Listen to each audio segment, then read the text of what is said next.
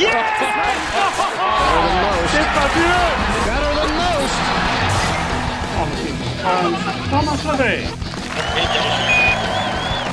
Les Grecs. Journal du golf, le podcast sur l'équipe.fr. Bonjour, bienvenue pour un nouvel épisode du podcast du Journal du Golf, une émission enregistrée sur le golf PGA France du Vaudreuil à l'occasion du Vaudreuil Golf Challenge, tournoi du Challenge Tour. Nous parlerons aussi évidemment du British Open qui se déroule cette semaine à Carnoustie en Écosse.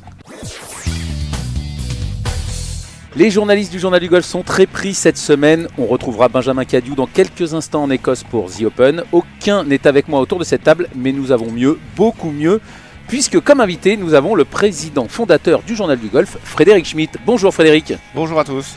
Vous êtes également membre du comité directeur de PGA France, donc impliqué dans la gestion du golf du Vaudreuil. Nous y reviendrons. Nous avons également avec nous le directeur de ce golf du Vaudreuil, Guillaume Biojo, également l'un des meilleurs coachs français et un fin connaisseur de l'enseignement US. Bonjour Guillaume. Bonjour à tous. Mais le plus important autour de cette table, évidemment, nous avons un joueur de ce Vaudreuil Golf Challenge. Bonjour Antoine Rosner. Bonjour, bonjour.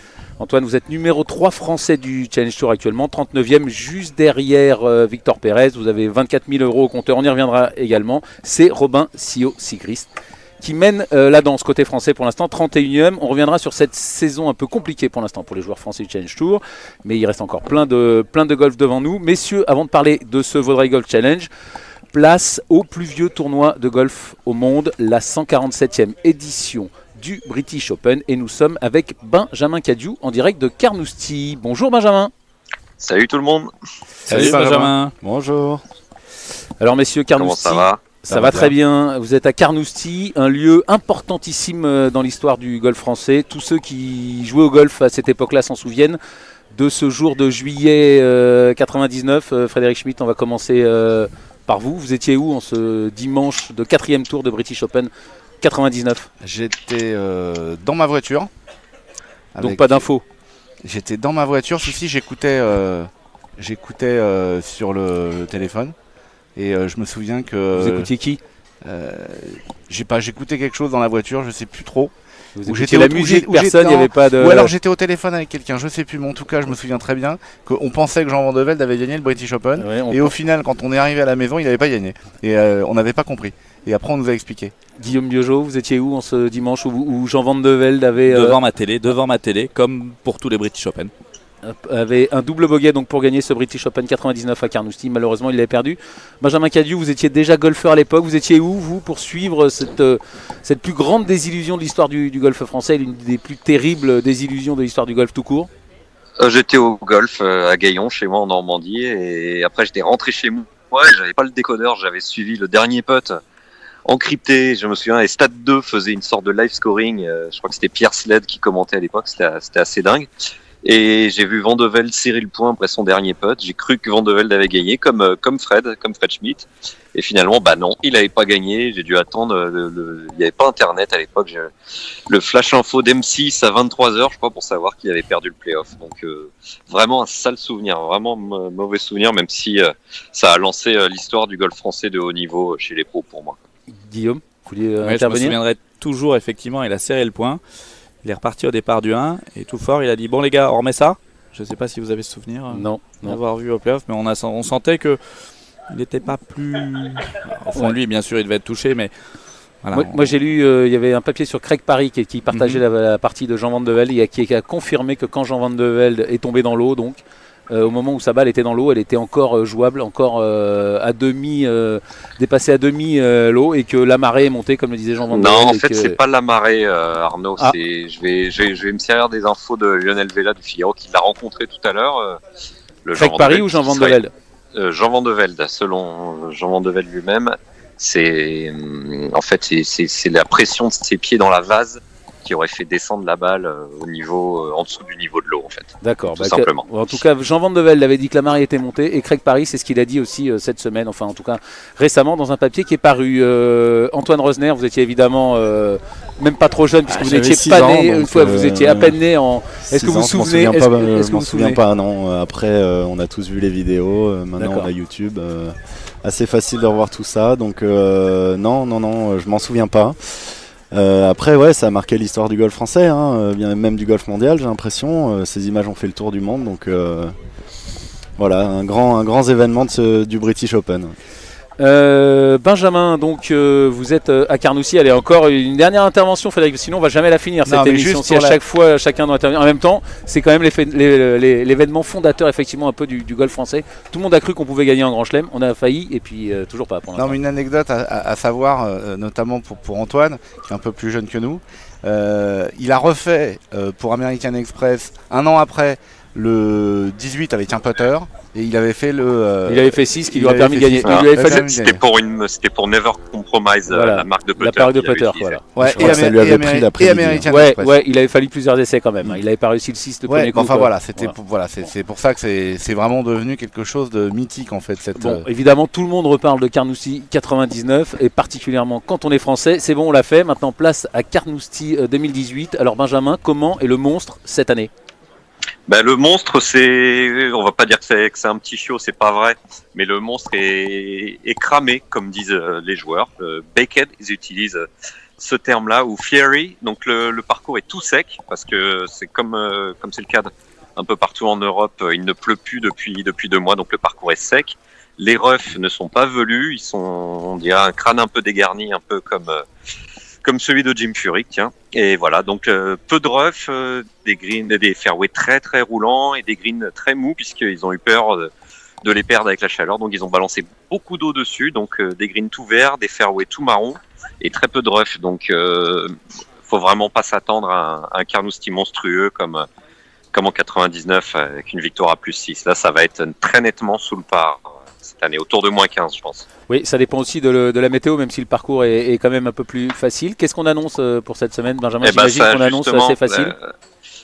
Visiblement, la météo ne sauvera pas Carnoustie de la pluie de birdie, je pense, puisqu'il n'y aura pas de vent, il n'y aura pas de rafale au-dessus de 25 miles normalement. Et plus les heures passent, plus les prévisions météo sont clémentes, c'est-à-dire peu de vent, très peu de pluie, quelques gouttes, jeudi, vendredi par-ci par-là. Et de toute façon, c'est pas la pluie qui poserait problème aux joueurs, au contraire, ça simplifierait encore plus le parcours. Donc, en tout cas, peu de vent, et c'est ça le facteur. Hein.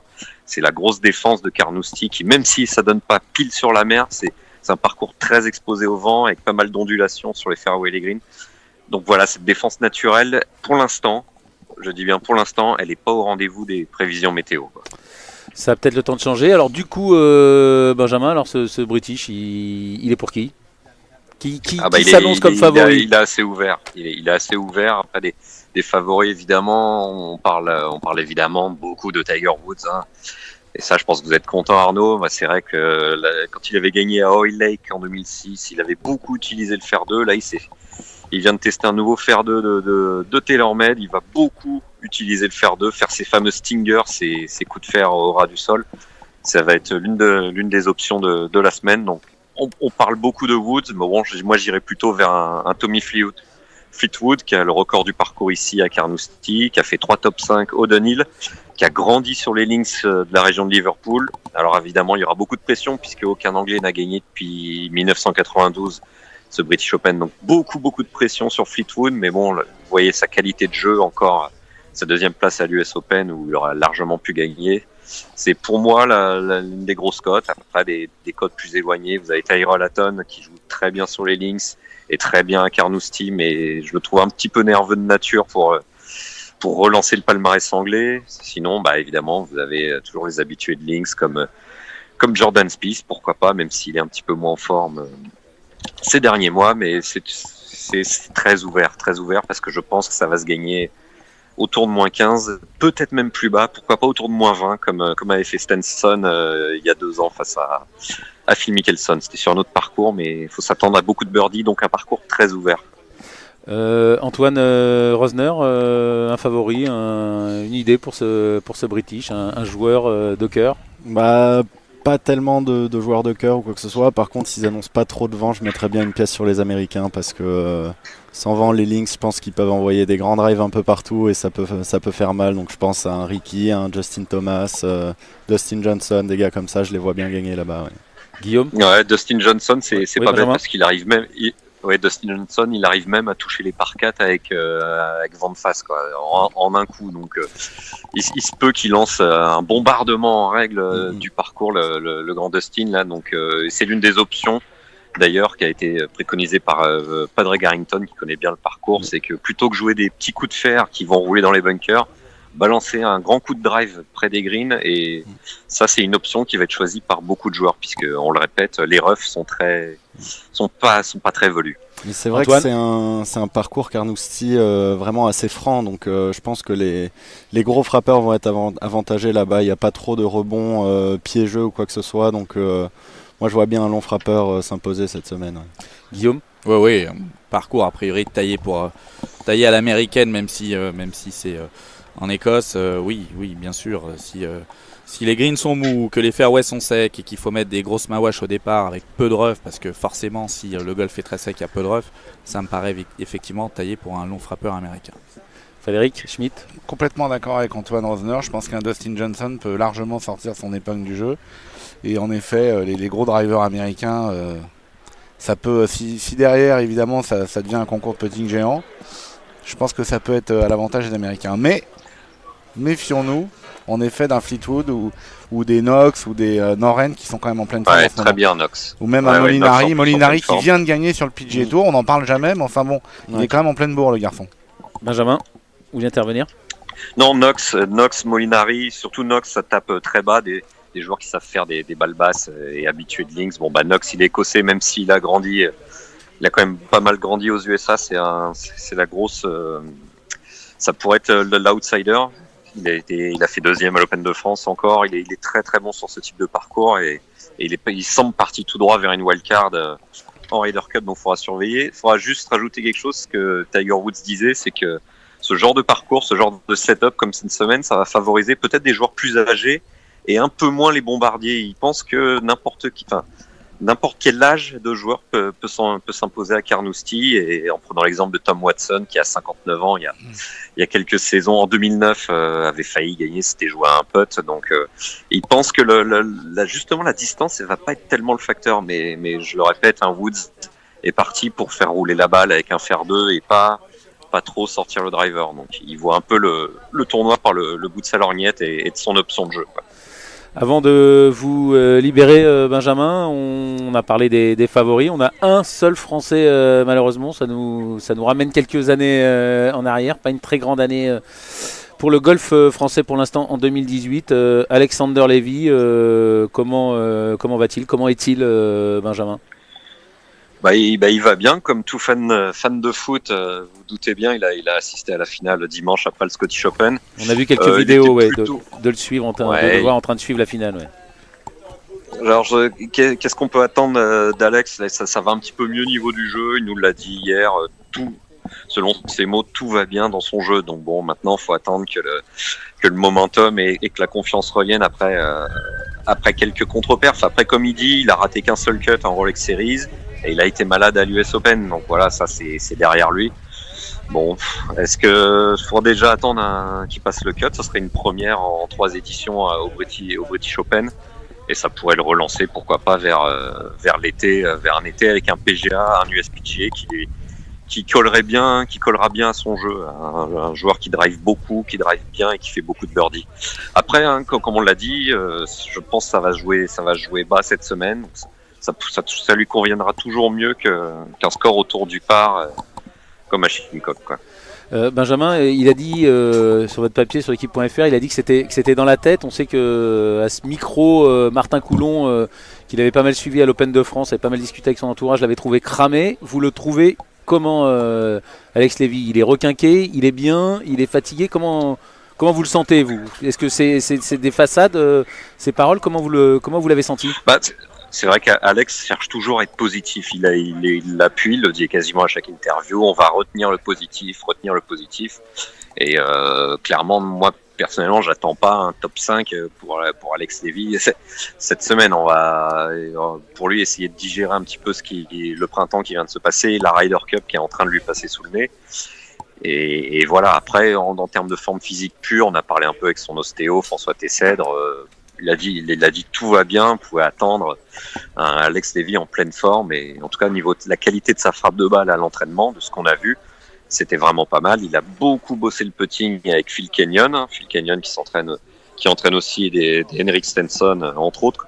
Donc pour l'instant tout va bien. Là on est mercredi, tout va bien. Après de là à espérer quelque chose de très gros, c'est peut-être un peu tôt, et j'attendrai aller un petit miracle à l'USPGA, pourquoi pas. Antoine, on a parlé des vainqueurs possibles. Benjamin, vous allez dire que ce serait compliqué un top 5 pour Alexander Levy. Vous le voyez finir où, vous? Allez, un petit concours de pronostics autour de cette table pour Alexander Levy. On a dit que les longs frappeurs allaient être avantagés. Enfin, moi je le vois bien comme ça. Alex tape fort. S'il est en confiance cette semaine-là, il tape droit. C'est quand il est dans une bonne semaine, souvent tout son jeu va bien, que ce soit le petit jeu ou le putting. On sait jamais. Moi, je pense que s'il est dans une bonne semaine, ça peut faire mal. Je pense. Je le vois bien justement. S'il est dans une bonne semaine, justement, vu qu'il n'y aura pas trop de vent ou quoi que ce soit, faire quelque chose de grand. Donc on croise les doigts. Une place. J'aime bien une place. Une place. Troisième. Ou un top, ou un top 5, ou un top 10. Voilà. Frédéric? C'est osé, bravo. Ouais. Bravo. Tout ce qu'on lui souhaite après, la clé, ça sera. Bon, Frédéric, vous réfléchirez, vous reviendrez. Non, mais il n'y a pas de réflexion. Je pense qu'il n'y a pas de pronostic. Moi, tout ce que je lui souhaite, mais je veux un pronostic. Il gagne. Ouais, il gagne. Le D'accord, premier merci. Français qui gagne. Guillaume, allez. Un pronostic? Ouais, pronostic toujours compliqué, mais je suis tout à fait d'accord avec Antoine. Alex, s'il est dans une bonne semaine, il est capable de tout. Il est capable de faire très très bas. Si le parcours doit se gagner bas et taper fort, ça peut être quelque chose qui lui correspond. S'il est en confiance, il est capable de gagner sans aucun problème, vu la qualité de frappe de balle qu'il a aujourd'hui. Et donc une place? Il gagne. Il gagne, d'accord. Victoire top 3. Bon, bravo, messieurs. En tout cas, je suis fier de vous. Là, on défile tous sur les champs si ça arrive, d'accord? On promet. Et puis il y aura du monde. Et puis il y aura du monde sur les champs pour défiler, ça c'est sûr.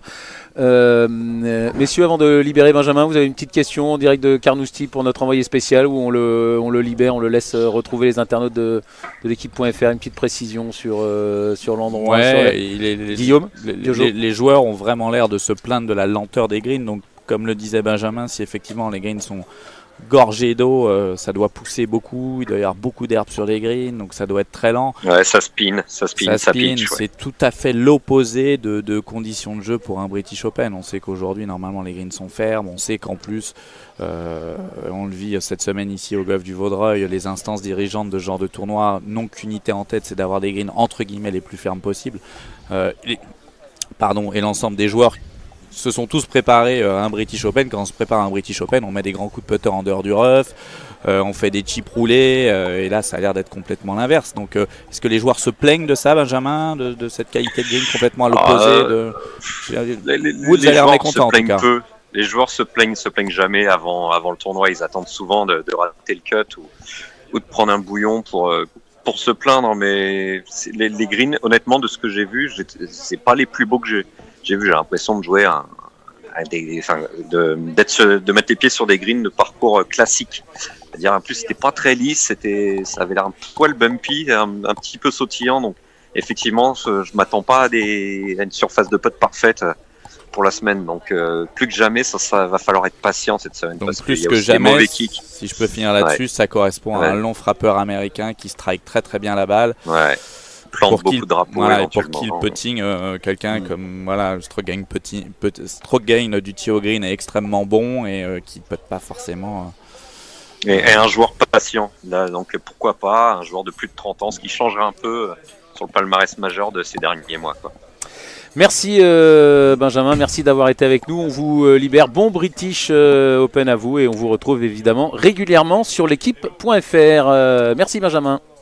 Merci. Salut à tous et Salut bonne Benjamin. chance à Antoine. Salut Benjamin. Merci. Guillaume, Guillaume Biojo, vous êtes donc le directeur du PGA France Golf du Vaudreuil. Vous êtes ici depuis septembre 2016. Donc on vient de parler avec Benjamin Cadieux du British Open. Le Vaudreuil Golf Challenge est pendant le British Open. Cette date, c'est un problème, c'est un souhait, c'est une obligation? un peu de tout. Une obligation, oui, on a besoin on est en Normandie, on a besoin que le tournoi se passe à une période au niveau de la météo qui soit la plus clémente possible et la plus propice à une bonne préparation du parcours. Et on sait qu'un mois d'avril pour nous serait compliqué, ou un mois de mars serait très compliqué. Donc plus on se rapproche de l'été, plus on est sûr d'avoir des conditions climatiques et du temps pour préparer le parcours. Donc oui, maintenant la semaine du British Open, non, effectivement c'est problématique. Pourquoi ? Parce que en face d'un British Open, bien évidemment on a un peu plus de mal à exister vis-à-vis des médias, même si vous très gentiment vous couvrez toujours de manière importante le tournoi. Mais effectivement, face à un British Open, on sait que le dimanche... pour peu qu'il y ait Tiger Woods ou Alexander Levy en tête ou pas très loin, les gens vont se ruer devant leur télé plutôt que de venir au Vaudreuil Golf Challenge. Et on déplore tout ça parce qu'on n'a qu'une envie avec tous les efforts que l'on fait ici, c'est d'avoir du public et d'avoir plus de monde qui viennent voir notre tournoi. Donc oui, c'est une date qui à la fois est propice pour le climat mais qui est néfaste pour les spectateurs. Et donc à l'avenir, vous allez rester à cette date, vous allez changer ?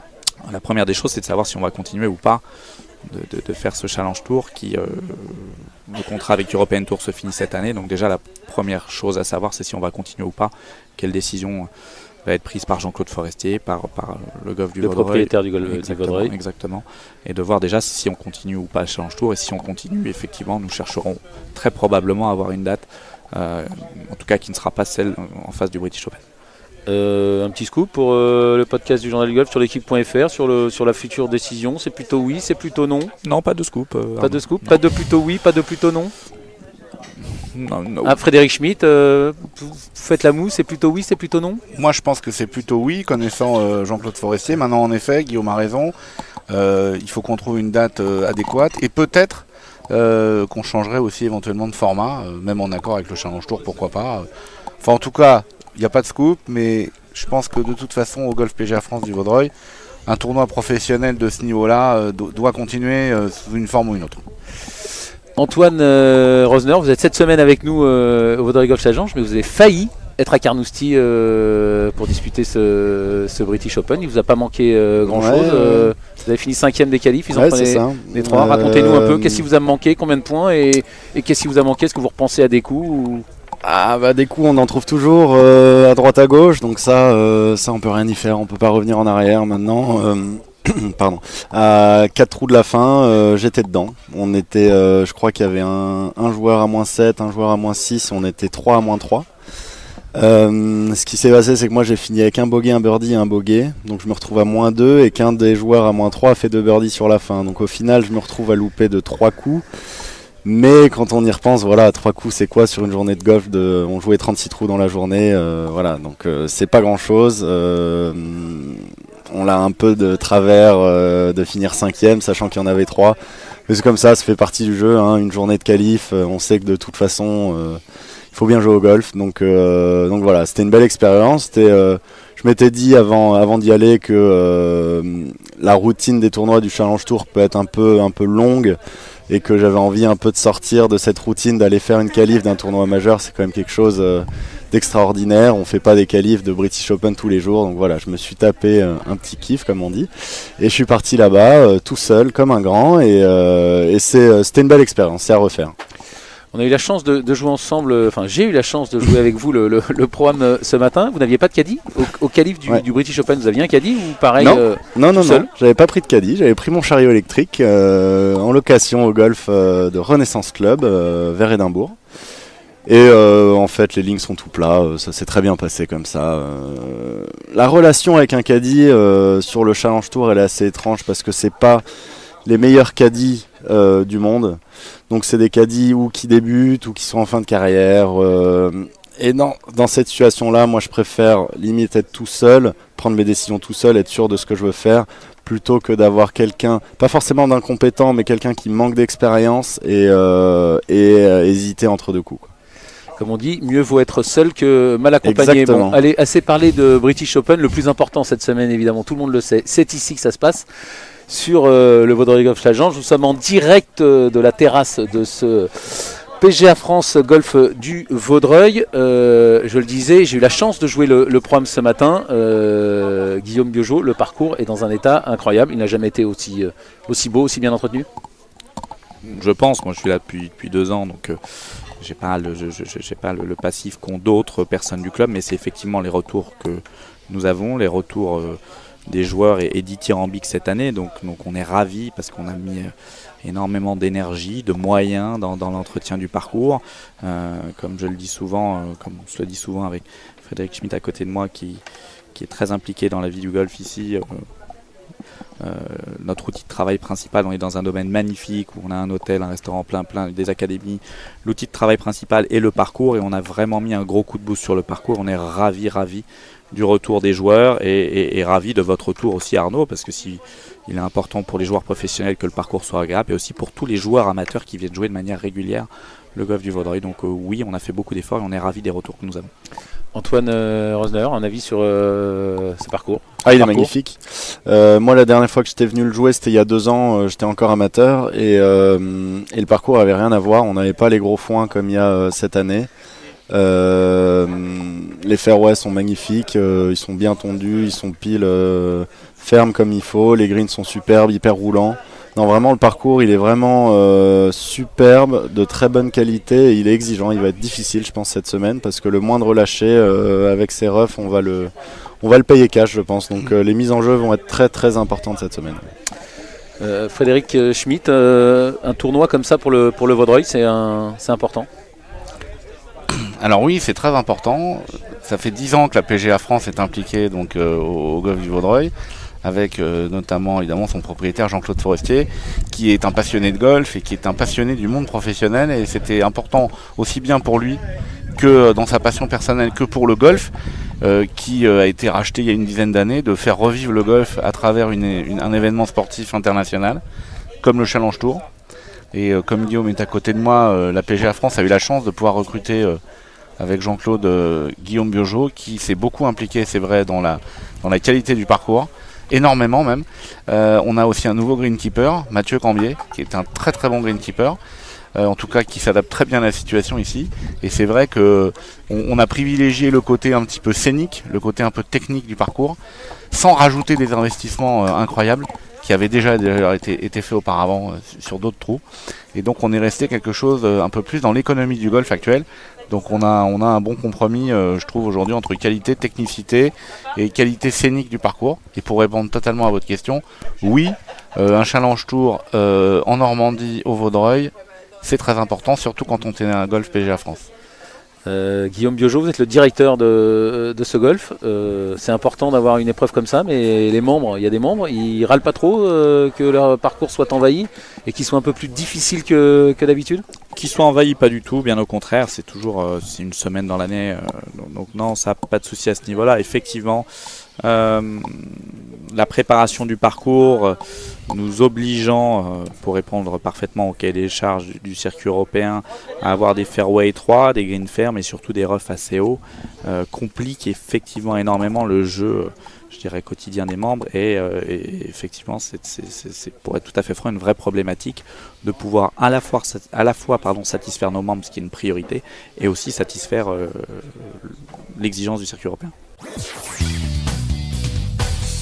Antoine Rosner, je me tourne vers vous. C'est votre 2e saison en tant que professionnel. L'année dernière, vous étiez sur l'Alps Tour. Cette année, le Challenge Tour. Faites un premier bilan sur le podcast de l'équipe.fr de votre carrière pro, de votre passage professionnel et de vos débuts professionnels. Pour l'instant, tout se passe très bien. C'était un peu dans mes plans en passant pro. J'avais envie de faire... pas étape par étape, parce qu'en fait l'an dernier je comptais démarrer sur le Challenge Tour sur invitation et garder une catégorie sur le Challenge Tour via ces invitations. Tout se passe pas comme prévu, c'est jamais comme ça avec le golf, donc j'ai décidé avec mon coach Benoît du Colombier d'arrêter le Challenge Tour l'an dernier en cours d'année, de me concentrer à fond sur le Alps Tour. Et voilà, j'ai commencé à reprendre confiance petit à petit, j'ai vraiment bien joué, j'ai fait plusieurs top 5, plusieurs top 10, donc j'ai fini 3e à la fin de l'année, je suis monté sur le Challenge Tour du coup cette année. Et pour l'instant, tout se passe bien, je fais une année plutôt correcte, j'ai fait une belle 2e place au Portugal en début d'année, j'étais vraiment content de pouvoir me mettre dedans et dans le rythme. Après voilà, je fais les cuts, je fais pas des performances exceptionnelles, mais Je pense que le Challenge Tour, c'est beaucoup faire des grosses performances au moment clé. Parce qu'aujourd'hui, une 20e place sur le Challenge Tour, ça sert pas à grand chose niveau points. Ce qu'il faut, c'est faire des top 5. Et voilà, donc il faut une fois de temps en temps dans l'année, donc en espérant en avoir le plus possible, mais faire des grosses perfs. Et c'est ça qui fait avancer vraiment dans le classement. Vous étiez passé par une fac US, vous étiez un des plus grands espoirs français, notamment de vous voir, si ce n'est vous imposer là-bas, en tout cas vous installer là-bas. Vous êtes revenu en Europe, c'est un échec pour vous?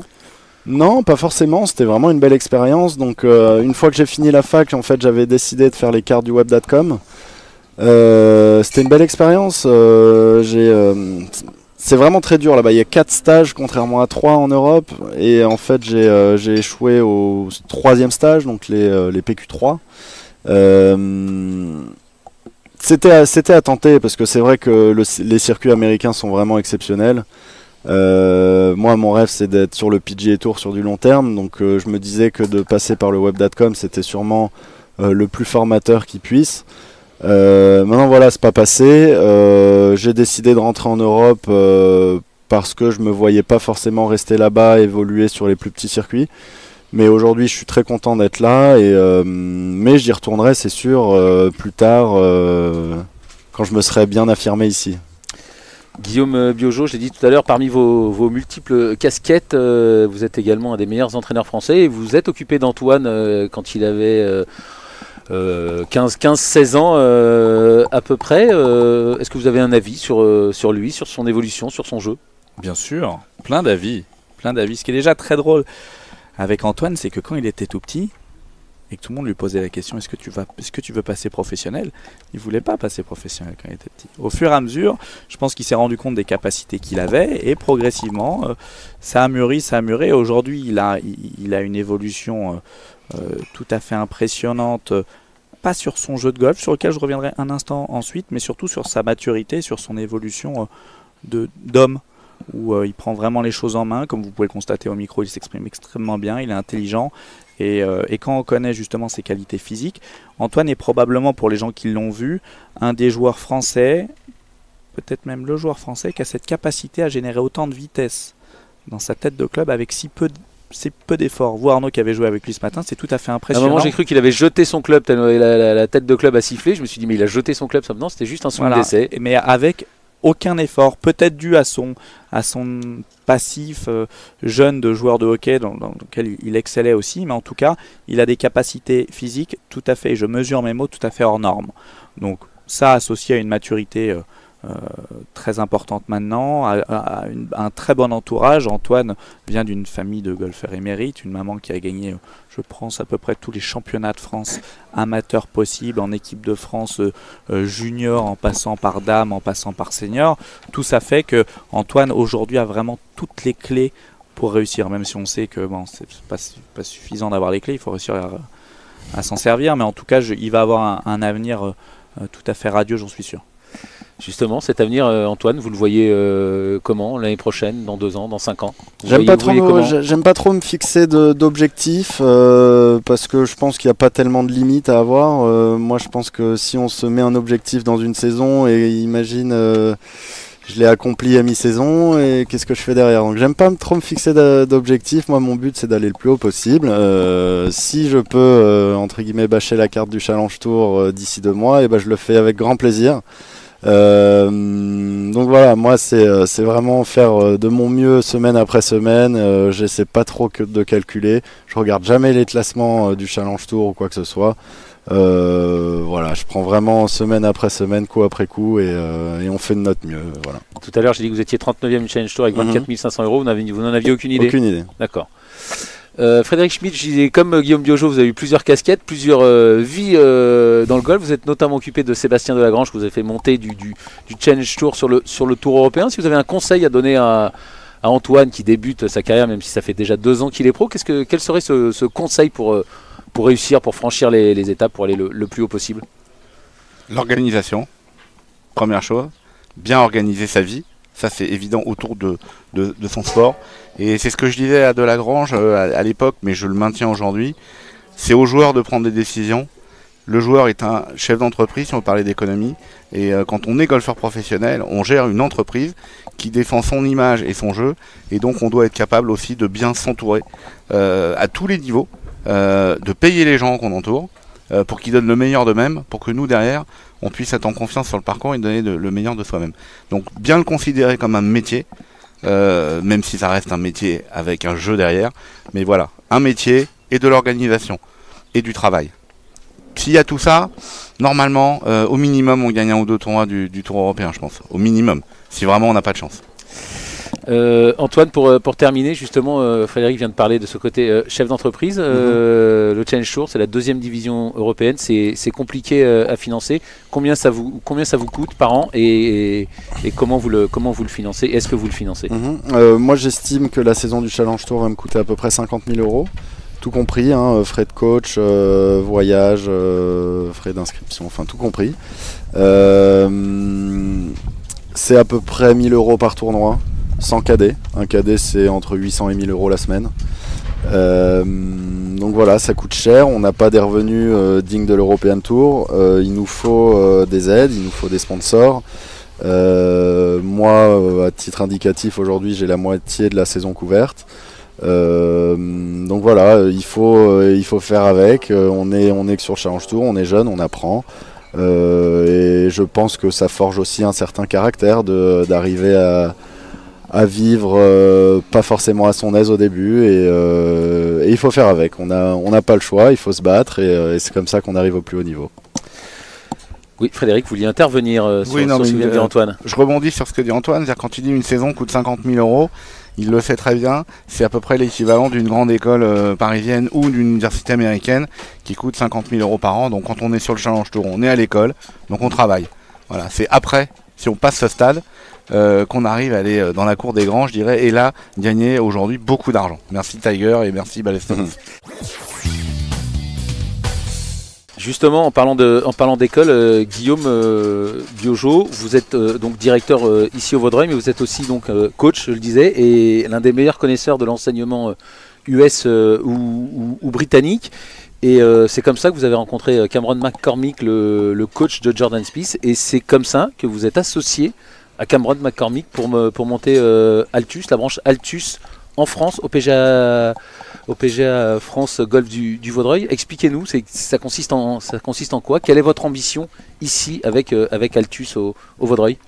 Notre ambition, c'est d'avoir une structure où toutes les facettes de la performance vont pouvoir être travaillées. Aujourd'hui, justement, avec l'association, avec Cameron McCormick qui coach de Jordan Spieth depuis qu'il a 12 ans, qu'il l'a amené à place de numéro 1 mondial, coach de beaucoup de joueurs et de joueuses aujourd'hui, Beau Hossler, enfin beaucoup de joueurs. Son expérience aujourd'hui est de traiter chaque joueur de manière extrêmement individuelle et surtout de traiter tous les facteurs de la performance. Et qu'un coach aujourd'hui qui va emmener des joueurs à haut niveau ne peut pas faire ça tout seul. Donc nous, rien de révolutionnaire dans la méthode. Juste une académie extrêmement structurée, que ce soit par ses installations. Et ici, on a la chance d'avoir des installations qui sont hors normes et qu'on est en train de faire évoluer vers de l'excellence, et une structure avec des coachs pour chaque facteur de performance. Aussi simplement que ça. Et avec une chose extrêmement importante, je dirais traiter ou coacher chaque joueur de manière extrêmement individuelle, avec ses qualités.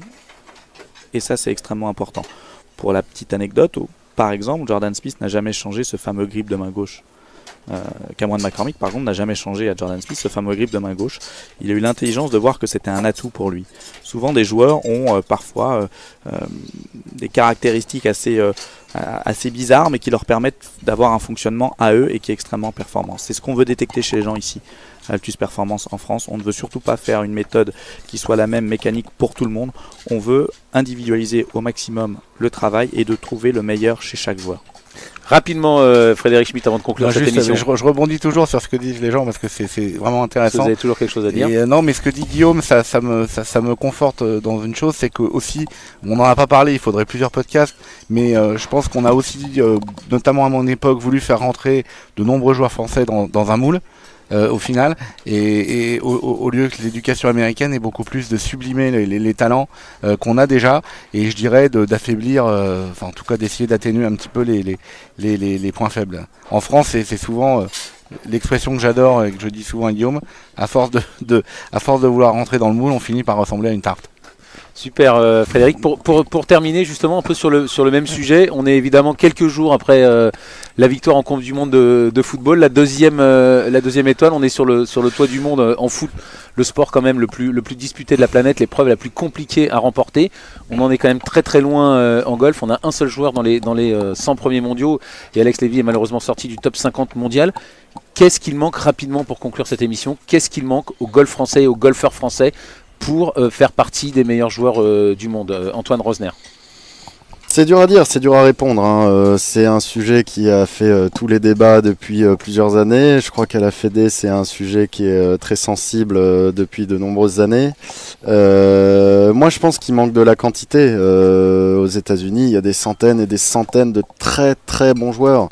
En France, on est une trentaine de très bons joueurs. Et encore, on n'est pas tous sur le circuit européen. Je pense qu'il faudra qu'on soit plus à se tirer vers le haut. Et il y a forcément un moment où un de ces joueurs va faire un pet, va prendre la confiance et ça va partir de là. Mais je pense qu'il faut qu'on soit plus. On fait tout pour arriver au sommet. Sur le Challenge Tour, on est beaucoup de bons joueurs. On fait tout pour monter et on va y arriver. C'est une question de temps. On est tous dans le bon chemin et ça va venir, faut être patient, ça va venir. Frédéric Schmitt, d'une phrase pour conclure cette émission, qu'est-ce qui manque au golf français ou aux golfeurs français pour faire partie des meilleurs joueurs du monde? Vous allez dire que j'ai rien à dire, mais complètement d'accord avec Antoine. Aujourd'hui, on n'a pas de quantité. Aujourd'hui, on a du mal à faire démarrer des écoles de golf, on a du mal à mettre les jeunes au golf. Ils préfèrent rester devant leur iPhone, donc voilà, donc, à nous de bosser, à nous d'aller les chercher et de leur dire le golf c'est fabuleux. Allez, la conclusion de cette émission pour vous, Guillaume, vous le coach. Oui, probablement, comme le disaient Antoine et Fred, le volume. Je pense qu'il faut aussi voir ce qu'il y a de bien. On n'a toujours pas effectivement le joueur que l'on attend, ce fameux joueur emblématique qui va être dans les 5 meilleurs mondiaux et qui va faire bouger le golf français. On ne l'a pas, mais par contre, il y a des résultats qu'on n'a probablement jamais eu non plus. Donc les choses évoluent et évoluent bien. Donc moi, je suis pas inquiet. Je suis un peu comme Antoine. Je pense que laissons encore un tout petit peu de temps sans chercher forcément à savoir pourquoi on n'y arrive pas. Je pense qu'on est en train d'y arriver, qu'il faut un peu de temps. Merci messieurs d'avoir été avec moi pour animer cette émission et répondre aux questions. Merci donc à Frédéric Schmitt, patron du Journal du Golf.